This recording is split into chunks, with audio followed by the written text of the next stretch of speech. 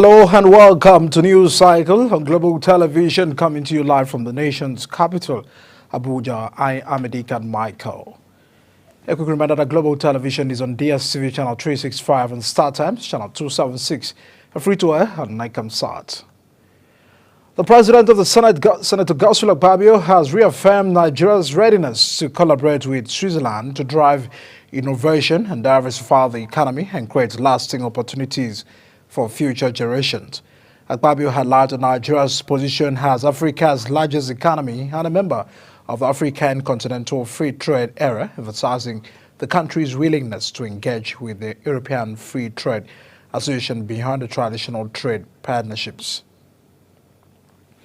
And our President Ahmed Bola Tinubu commissioned multiple projects executed by the Kogi State Governor Laji Ahmed Ododo as part of the governor's one-year anniversary. The president, who was represented by the Vice President Kashim Shettima, arrived at state in the company of the All Progressive Congress National Chairman Dr. Umaru Ganduje and Edo State Governor Monday Okpebholo.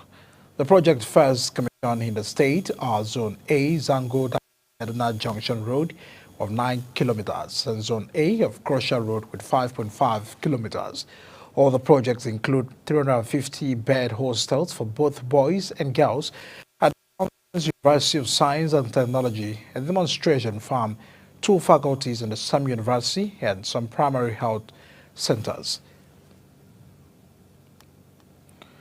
And now the Speaker of the Lagos State House of Assembly, Mojisola Marina, has officially moved into the Speaker's office at the Lagos State House of Assembly complex. According to report, the Assembly complex had security ahead of the plenary session schedule following the speculations of a potential showdown in the House, as the former Speaker, Ahmadu Rishiru Obasa, had claimed that he remains the Speaker of the House of Assembly. Obasa was replaced by Marinda after being removed by the majority of House members on January 13, 2025, following allegations of misconduct and financial misappropriation. Now, the federal government, through the National Office for Technology Acquisition and Promotion, has successfully secured a total of 340 patent certificates for inventors and researchers in Nigeria since 2010. This was announced by the Minister of the Federal Ministry of Innovation, Science and Technology, Uche Naji, during the official presentation of patent certificates to researchers and inventors in Abuja. In a keynote address, Naji emphasized the importance of intellectual property and innovation in driving the nation's industrialization and economic growth. Meanwhile, the Vice President Kashim Shettima has assured Nigerians that the current administration will continue to provide the values of the democratic systems by fixing major weaknesses of the economy, securing communities, fighting corruption, strengthening the independence of the judiciary, and improving the national cohesion. Shettima stated this in Abuja at the National Conference on Strengthening Democracy in Nigeria, with theme Strengthening Nigeria's Democracy, Pathways to Good Governance and Political Integrity. Shettima, represented by his Special Advisor on Political Issues, Hakim Baba Ahmed, said, while democracy is not a perfect system, it is still considered the best form of government compared to others. Former presidential candidate and activist Omoyele Sowore has been granted bail following his engagement with the Force Intelligence Department of the Nigeria Police Force in Abuja. However, Sowore vowed to reject any bail conditions that he believed could undermine his innocence, dignity, or integrity. The activist was invited by the police for questioning after he uploaded a viral video alleging extortion by officers at a checkpoint in Lagos, as well as to address the multiple allegations including resisting and obstructing the public officers' disobedience to lawful orders, cyber stalking, and actions allegedly intended to prevent arrest. And now the founder of Afe Babalola University, Advocate Harry Afe Babalola, Senior Advocate of Nigeria, has agreed to withdraw the cases instituted against activist and lawyer Dele Farutmi. Babalola, who spoke at the university after the intervention of Oni of Ife, Oba Adeju, Ogumisi, and all the top traditional rulers at the midnight meeting, said he had agreed to withdraw the criminal case, saying he would tell his lawyers to withdraw the case. Recall that the activist was arrested by the police following Babaloa's petition to the police commissioner in Ekiti State that Farotimi defamed him in a book titled Nigeria and its Criminal Justice System.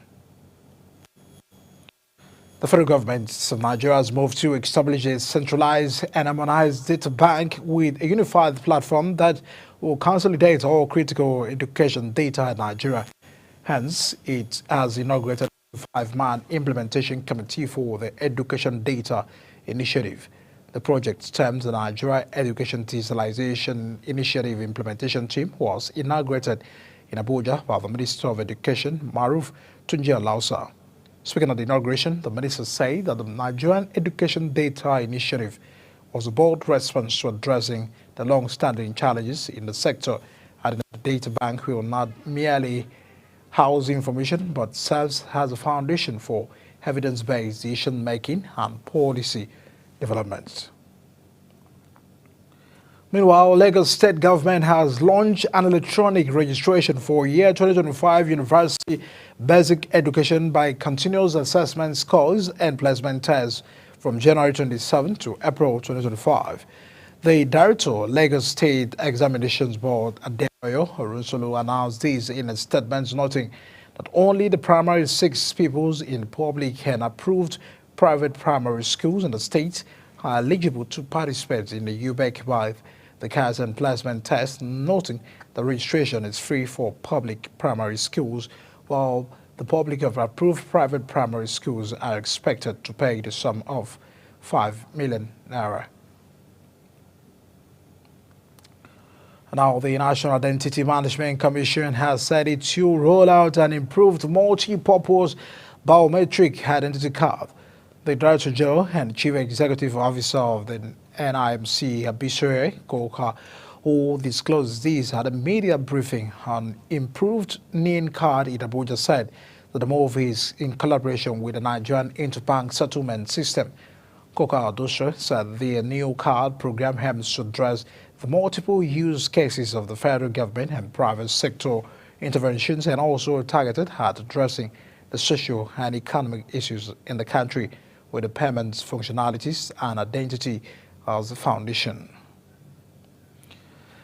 And in the meantime, the Ogun State government has expressed interest in partnering with Ogun Ocean River Basin Development Authority on sustainable power and irrigation alongside other sustainable agricultural projects. That is Special Advisor to Ogun State Governor and Agriculture had Angol Kuje, according to a statement, disclosed this during a courtesy visit to the MD and CEO Orawuda Hashiru, noting that in line with the state government championed by the Governor Dakwa Biodun, the government seeks to partner with HOLDA to meet the agency's goals and objectives in the area of food production.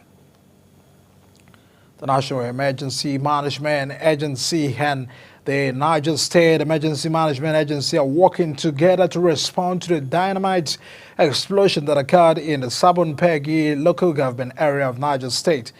This was disclosed in a statement by NEMA after Niger State Police confirmed that explosion was caused by the dynamite stored in the residential building.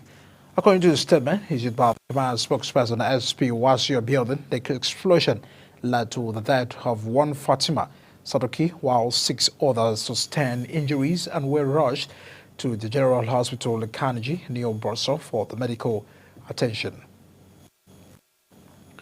You're watching the live broadcasts of News Cycle on Global Television, coming to you live from the nation's capital, when News Cycle returns King Charles to visit all streets on the Holocaust Memorial there. We shall bring you those details as well as that of business, sport and foreign stories right after this break. Please stay with us.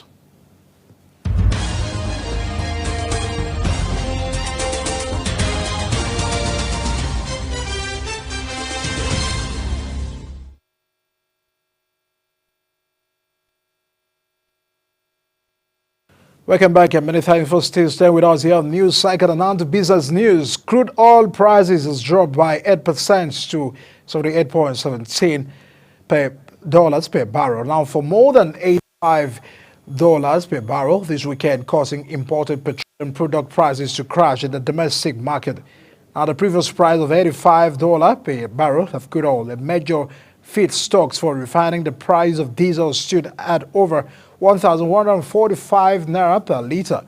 Now, but in the latest report, the Major Energy Marketers Association of Nigeria put the price of diesel at 1,045 naira per litre, indicating a decrease of 8.7% from the 1,145 naira per litre. Now, this report also showed that the price of premium motor spirit, PMS, also known as petrol, crashed to 922.65 naira per litre from the 939.50 naira per litre in the domestic market. Our National Insurance Commission and the Nigerian Civil Aviation Authority have set up a joint committee on aviation-related matters. And the committee was inaugurated at the NICOM office here in Abuja, when a delegation from the NCA led by the DGM Financial Health and Aviation Insurance, Dorcas Romiji, visited the commission.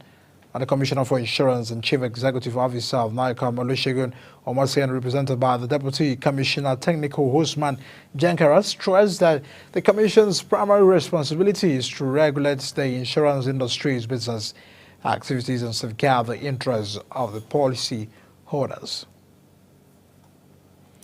Our telecommunications operators are waiting detailed guidelines from the Nigerian Communications Commission to outline the specifics and the framework required for implementing the controversial 50% tariff hike. The telecom regulator is expected to issue a determination document which serves as a blueprint to define the framework's terms and conditions for implementing the approved tariff adjustment.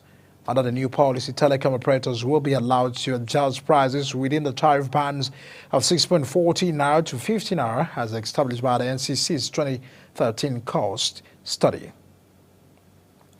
Mobile network operators will stop providing dedicated text message services to banks unless the lender settle their outstanding debts to telecoms by the close of business day, Monday, 27 January 2025. And the disconnection of their own structured supplementary service data service, which impact the mobile banking services used by millions of Nigerians, follows an order from the Nigerian Communications Commission telecom regulator issued on January 15, 2025. And now, under this directive, 9 banks were warned to clear their debts by January 27, 2025, or risk losing access to their USSD, enabling customers to conduct banking transactions without internet access. And now, the National Youth Service Corps has awarded over 3.2 million naira in business grants to 5 corps members as part of efforts to combat youth unemployment and promote entrepreneurship in Nigeria. The Director General of NYSC, Brigadier General Ahmed, while awarding the grant to corps members, reaffirmed his administration's commitment to fostering partnerships that empower corps members with resources for self-employment. The grant presentation held at the NYSC National Directorate Headquarters in Abuja reflects the NYSC's focus on reducing graduate unemployment, a key component on its 5-point policy thrust. And now, moving to the foreign scene. Now, U.S. Defense Secretary Pete Hegseth says the military will keep insisting President Donald Trump's mass migrant deportations as he arrived for his first formal day of work at the Pentagon. Hegseth confirmed by the Republicans, despite concerns over his inexperience and alleged record of heavy drinking and domestic violence, is one of the Trump's most contested cabinet picks. Away from that, a rare human case of bird flu has been detected in England, the UK Health and Security Agencies announced earlier today. And other persons acquired the infections on a farm where they had close and prolonged contact with a large number of infected birds. And the risk to the wider public continues to be very low, the agency said in a statement. Now, the individual who caught the infections in England's West Midlands is well and has been admitted to a high consequence infectious disease unit. Masses of displaced Palestinians began streaming towards the north of the North Bathed Gaza Strip after Israel and Hamas said they had reached a deal for the release of another 6 hostages. Now, the breakthrough preserves a fragile ceasefire and paves the way for more hostage prisoner swaps under an agreement aimed at ending the more than 15-month conflict which has devastated the Gaza Strip and displaced nearly all its residents. Israel had been preventing Palestinians from returning to their homes in northern Gaza, accusing Hamas of violating the terms of the truce. But Prime Minister Benjamin Netanyahu he said late Sunday they will be allowed to pass after the new deal was reached. King Charles has traveled to Poland where he met with Holocaust survivors and said that the act of remembering the evils of the past remains a vital task. Sources close to the king says this is a profound visit for him, with one aide describing it as a deeply personal pilgrimage. Back in the UK, Prime Minister Keir Starmer, who will join the Prince of Wales and the survivors' official commemorations in London to mark Holocaust Memorial Day, has renewed his commitment to ensure all schools teach pupils about the Holocaust, warning that the society must make never again finally mean what it says. Now, in the world of sports, Super Eagles striker Victor Osimhen has launched a defamation lawsuit against Turkish journalist Tolga Bozuma, who accused him of assault following the Galatasaray's dramatic 3-3 draw with the Dynamo Kiev 2 weeks ago. Our 26-year-old Galatasaray forward, who has been in a sensational form this season with 16 goals and 5 assists in 21 appearances, now faces scrutiny of the pitch amid the growing controversy over the alleged incident. Bozuma had claimed that Osimhen became aggressive and punched him while he was attempting to take photos of the striker outside a venue. Now more on sports. Morocco is set to host a huge celebration of football for the second time since 1988, and the ceremony is expected to feature the biggest names in Africa football history, such as Egypt's Psalms and Cameroon's Patrick Mboma, Tunisia's Haïm, and Ivory Coast Gavinho. The CAF announced that the ceremony will feature a music show with top artists in the lineup, including Morocco's Hatim Hamor, Congolese star, and the Moroccan music producer Red One. CAF also unveiled the official logo of the 2025 AFCON, which perfectly reflects Morocco's cultural heritage and depicts the AFCON Cup covered in a zolike, the country's traditional form of mosaic art. And now Spain's Euro 2024 winning coach Luis de la Fuente has extended his contract to 2028. And the Spanish Football Federation said in a statement that it has agreed to renew its confidence in the Luis de la Fuente, and who will continue as a national coach until after the European Championships in 2028. And our 63-year-old has been in the post since 2022, guiding Spain to the Nations League title in 2023 and then to victory against England in the last year's Euro final. Last in the world of sport, former Belgian international Rajaz has been arrested as part of investigation into cocaine trafficking via the port of Antwerp. And now the police arrested several suspects, including the footballer, after carrying out a series of morning raids across the country. And now the prosecutors added in a statement that the investigation concerns alleged facts of importation of cocaine from the South America to via the ports of Antwerp and distribution in Belgium, although no further details has been made public. And that's a package on News Cycle coming to you live from the nation's capital, Abuja. A quick reminder that we are on DSTV channel 365 and start time channel 276, free to air and 9 can start. You can follow us on the platform at Global TV NG. On behalf of the entire production team, so thank you for joining us on News Cycle. My name is Edikan Michael. See you again.